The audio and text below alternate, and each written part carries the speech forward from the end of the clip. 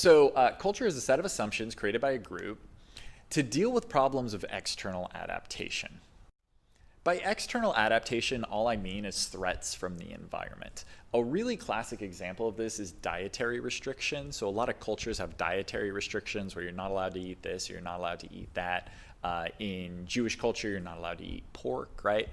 Pork is a very dangerous meat if it is not cooked properly. And if everyone in your community keeps eating pigs and dying, then it becomes this cultural assumption that, man, pigs are bad, don't eat pigs. And so that's a threat from the external environment, disease, and the cultural adaptation to deal with that. The assumption that is built to deal with that is pork is evil, don't eat pork. Businesses always have to deal with changes in the business environment. So, for example, in the United States, we've had like a lot of tariffs in the last few years. That's not something that many people would have seen coming. So organizations have to adapt to that. Likewise, changes in technology. Kodak came up with the patent for digital cameras, and they never used it because they were a film company and they refused to adapt to changes in technology. Consumer tastes also change. So when I was a kid, I remember, man, McDonald's was like the place to go. But even nowadays, kids don't necessarily like McDonald's. They like other maybe healthier foods. Like taste has progressed even amongst children.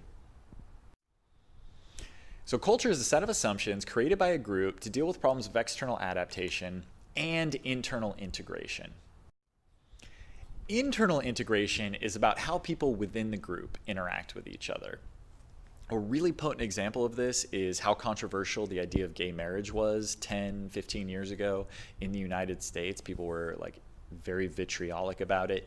And that's because culture has a vested interest in how people within that culture are allowed to interact and what type of relationships they're allowed to have.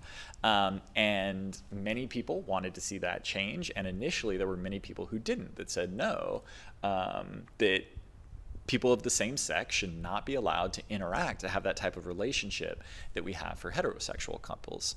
And of course, before gay marriage, there was non-miscegenation laws. So like when my mom was born in 1951, in 1951, it was still legal for black people and white people to get married in 16 states. So the government has our culture has a long vested interest in telling you who you can and can't have a relationship with. We see the same thing in organizations where we have both implicit and explicit rules about how people are allowed to interact, especially with like sexual harassment policies. Are people in the organization allowed to date? How are you allowed to interact with other people in the organization? What type of behaviors are appropriate when interacting with other people?